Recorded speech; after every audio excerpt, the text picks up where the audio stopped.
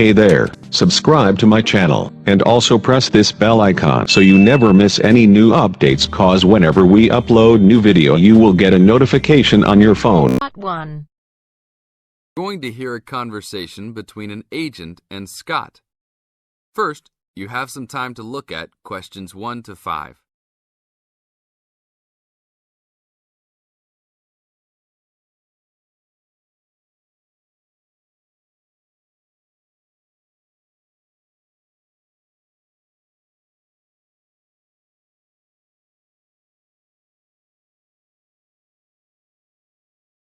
Now listen to the tape and answer the questions. Howdy, what can I do for you? I'm here to ship some things back to China. Okay, we can do that. Shipping things back, eh? Have you lived there before? Yeah, I lived there for 3 years and came back 2 years ago. Now I'm going back to start my own business. Really? Did you ship things with us last time? No, I used a Chinese shipping agency. Well, I'll just let you know that rates have changed recently. So I don't know if they'll be comparable to what you paid before. It doesn't matter to me. My company's paying for it. Aha, then it's nothing off your skin, right? Okay, I'll need your name and where you need to go to pick up the items to be shipped. My name is Scott Linder, Linder, and I live in upstate New York, Saratoga Springs. Oh, sure, I know that place. I go to the races there. Great town. What's the zip there again? 770425. And the street address is 412 West Lake Road. 770425 Westlake, got it. And how big of a container are you going to be looking for? Well, I didn't have a container last time, and I don't think I'll need one this time. I think that I'll have about 6 cubic meters. We can get a subsection of a container then. How big is that? It's 2 meters wide and 3 meters long. 2 meters high, right? Yes, sir.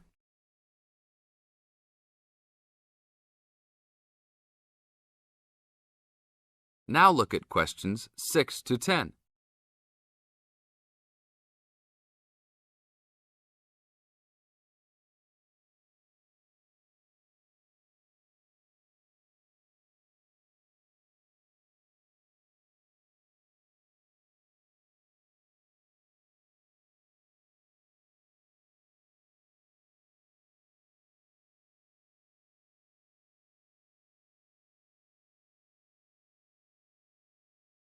As the talk continues, answer questions 6 to 10. And for customs, I need to know what sort of items will you be shipping? Mostly furniture. But we'll also have quite a few boxes of books too. Any clothing? Nope, but we'll have some bicycles and wood that we use for a loft bed. Be careful with those bicycles. I hear bicycle theft is a big problem in China. Not if you know how to secure your bikes and where to store them. Well, good luck. How valuable do you want me to list the entire shipment as being? Let's say about $3,500. Great. Now you'll also have to go over to the customs department to check with them about shipping the wood over to China. I know there are concerns about termites, bugs, etc. No problem. It's the same wood I brought over from China last time. Then you should be okay. It's just a formality. And last of all, where would you like the shipment to be delivered? Well, I will live in Beijing, but let's ship it to Tianjin. My company will pick it up there. That's all right then. Have a nice trip. Thanks for your help.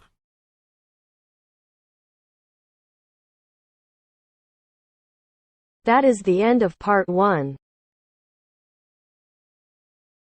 You now have half a minute to check your answers.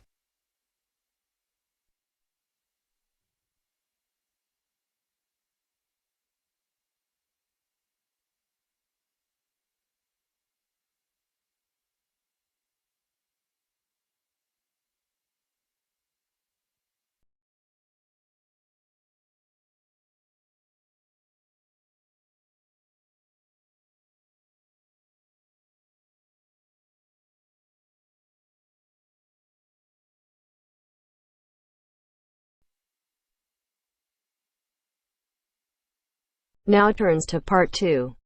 Part 2. First, you have some time to look at questions 11 to 15.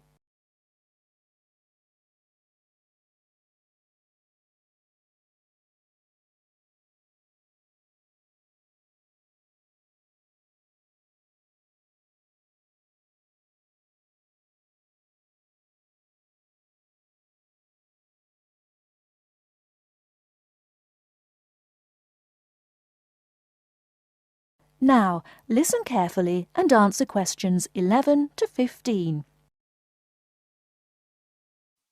Hi, Hello. how can we help you? Is this the Office of Institutional Real Estate? Yes, sir. My name's Alice Baum, and I'm a university housing supervisor. Oh, good. I wonder if you could help me. I'll certainly try, sir. I'm hoping to rent an apartment from September when I begin here, and I'd really like some advice on where to rent and how to rent a place. Advice on renting in Manhattan. We've got plenty of advice about that. The first thing to think about are the prices. New York is an expensive place to live, and Manhattan is the most expensive place in New York. Everyone wants to be here. In most areas of Manhattan, you'll have great difficulty finding a studio apartment for less than $1,300 to $1,400 per month.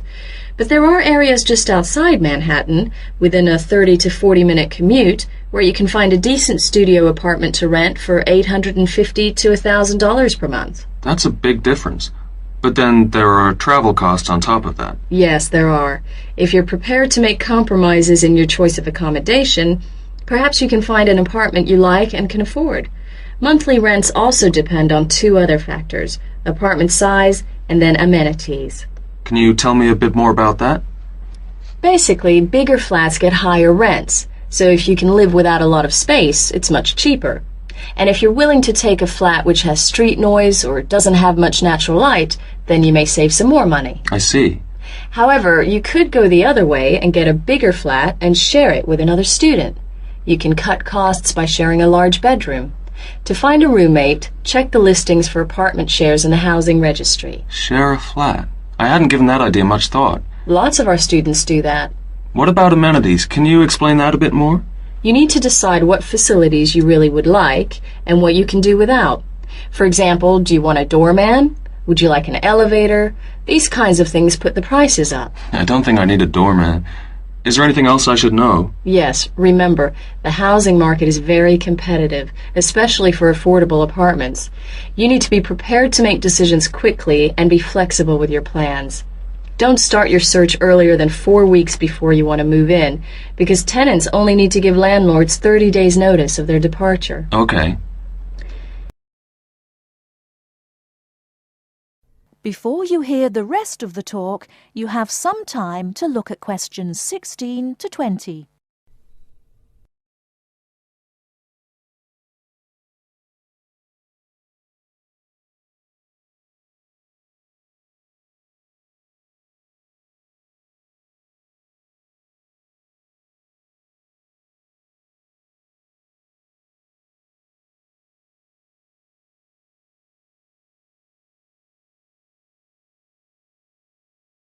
Now listen and answer questions 16 to 20.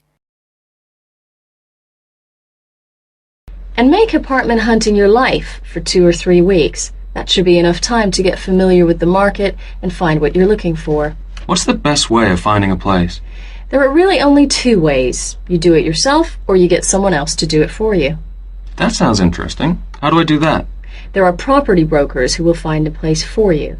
They can guide you to the property of your choice and help you with the paperwork. Wow, that sounds great. But they do charge you a commission fee. In Manhattan, expect to pay between 12 and 15% of the year's rent. That means if your rent is $1,000 a month, the broker's fee works out to $1,800. Oh, maybe not a broker then. And what's the other option again? Do the legwork yourself. Look in the classified ads, call landlord companies, and do online searches. Check out our website first. You mentioned paperwork. Could you tell me something about that? Sure. To rent an apartment, you may be asked to complete an application by your prospective landlord. You may also be asked to pay between $50 and $200 for credit reports.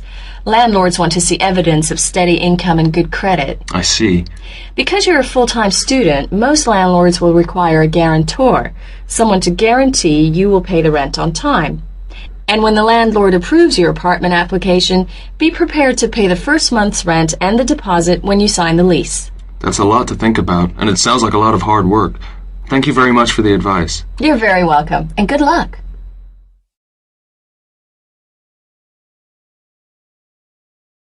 That is the end of part 2. You now have half a minute to check your answers.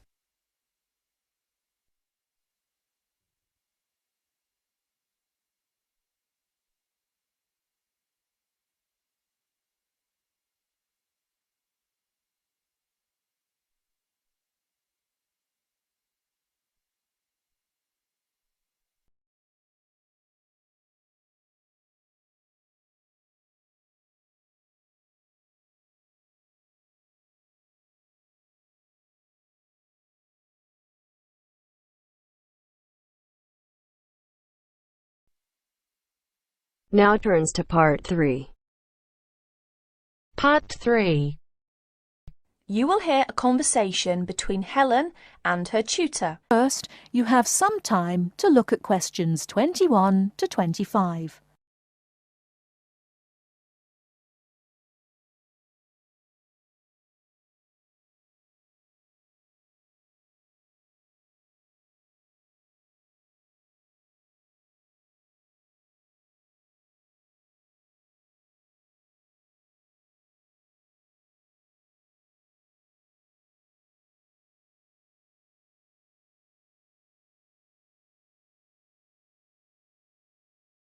Now listen carefully and answer questions 21 to 25.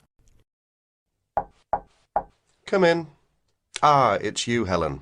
What can I do for you? Well, it's about that essay on non-verbal communication. I'd like a bit of advice, if that's all right. By all means. That's what I'm here for. How can I help you?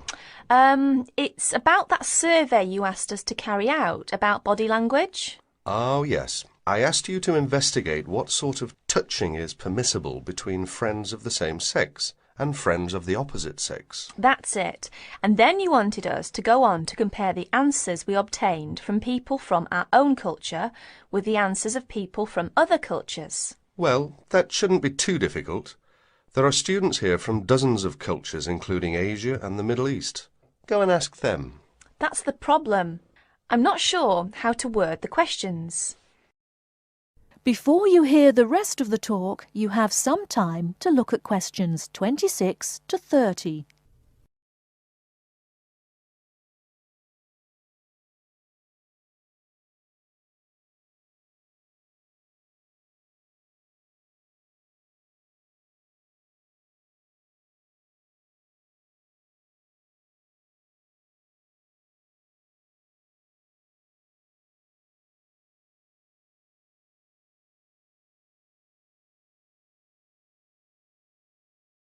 Now listen and answer questions 26 to 30. Go and ask them. That's the problem. I'm not sure how to word the questions. I think I've got far too many. People don't want to be bothered answering them all. Is that the list of questions you have with you? Let's have a look. I see. Your basic idea is fine. You've got a checklist of the parts of the body we mostly use to touch people with, and a checklist of the parts of other people's bodies that we usually touch. But you don't have to go right through the list asking a separate question about each item. You can make your questionnaire much shorter if you ask open questions. Open questions? What are they? Sometimes we call them WH questions. What, when, where. Those are examples. Oh, I see. Yes, we learned about them in grammar. I hadn't realised how useful they'd turn out to be. I could just ask one open question about each subject and tick the answers I receive. That's right. Now, let's have a look at the list of parts of the body you're going to ask about. I see. You've got the head, arm and hand, and, oh, it's over the page, the back, leg and foot. What about the shoulder and the thigh? They're important areas, and there are some others you should include too. Oh yes, of course. I was in a rush and forgot those. What about asking people how they feel about being touched? Surely it's hard for people to put that sort of feeling into words. Yes, you're right. That's why it's essential to work out a rating scale for each response. Can you tell me a bit about how to use rating scales? Well, there's no way to measure how strongly a person feels about something, of course. All we can go on is what they report about their feelings. So what we do is offering them choices of ways to express how they feel. Very strongly, strongly, or not at all. That would be an example of a rating scale. In this case, as your survey is only a small trial sample, I suggest you use that 3-point rating scale I've just described. Very strongly, strongly, or not at all. That'll be enough to enable you to draw some broad conclusions. You may go on to refine your survey later if you decide to specialise in the study of non-verbal aspects of behaviour. Thank you. I'm much clearer now. Could I ask you one last question? I'm afraid I've got a brain like a sieve, but I just can't remember the technical term you told us for the study of touch. It sounded like happy, but of course it isn't. Oh, you mean haptics. Haptics. Of course, haptics. That's it. Happy to be of service. That is the end of part 3. You now have half a minute to check your answers.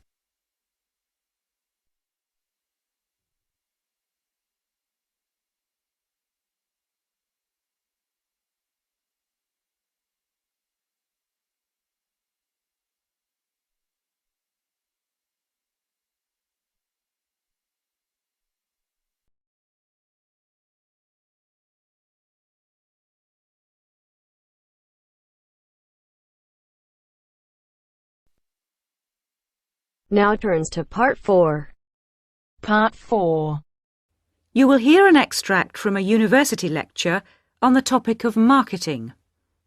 First, you have some time to look at questions 31 to 40.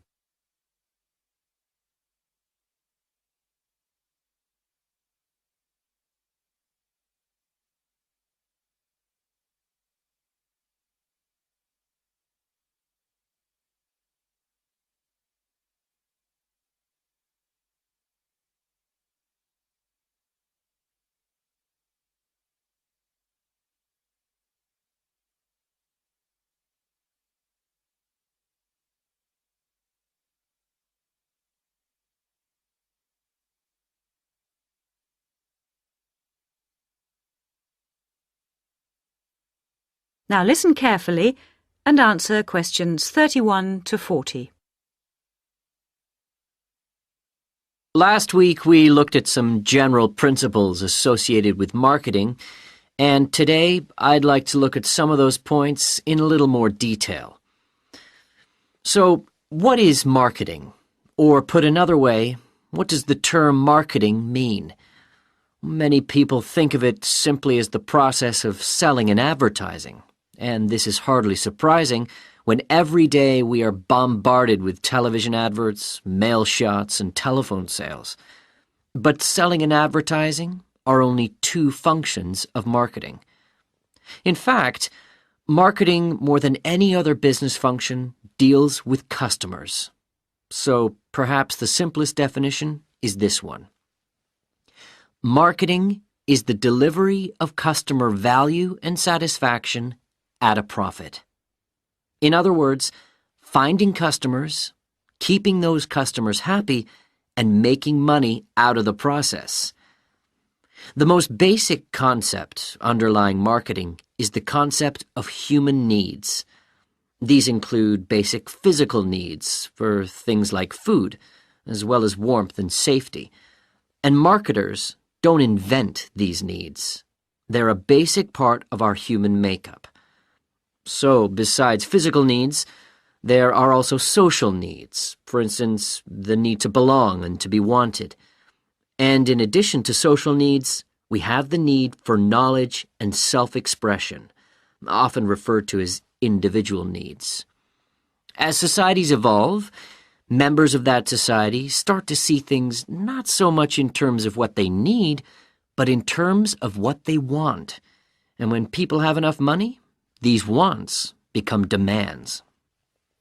Now, it's important for the managers in a company to understand what their customers want if they're going to create effective marketing strategies, so there are various ways of doing this. One way at supermarkets, for instance, is to interview customers while they're doing their shopping. They can be asked about their buying preferences, and then the results of the survey can be analyzed. This provides reliable feedback on which to base future marketing strategies. It's also quite normal for top executives from department stores to spend a day or two each month visiting stores and mixing freely with the public, as if they were ordinary customers, to get an idea of customer behavior. Another way to get information from customers is to give them something. For instance, some fast food outlets give away vouchers in magazines or on the street. that entitle customers to get part of their meal for nothing. As well as being a good way of attracting customers into the restaurants to spend their money, it also allows the managers to get a feel for where to advertise and which age groups to target. Another strategy employed at some well-known theme parks, such as Disneyland, is for top managers to spend at least one day in their career touring the park dressed as Mickey Mouse or some other cartoon character. This provides them with the perfect opportunity to survey the scene and watch the customers without being noticed. Okay, well, we mentioned customer satisfaction at the beginning of this lecture, and I'd like to return briefly to that as it relates to what we've just been talking about. If the performance of a product falls short of the customer's expectations, the buyer is going to be dissatisfied. In other words, if the product you buy isn't as good as you'd expected, then the chances are you'll be unhappy about it. If, on the other hand, performance matches expectations and the product you buy is as good as you expected, then generally speaking, the buyer is satisfied. But smart companies should aim one step higher. They should aim to delight customers by promising only what they can be sure of delivering and then delivering much more than they promised. So then, if, as sometimes happens, performance is better than expected, the buyer is delighted and is twice as likely to come back to the store. Now, let's move on to look at the role of advertising. That is the end of part 4. You now have half a minute to check your answers.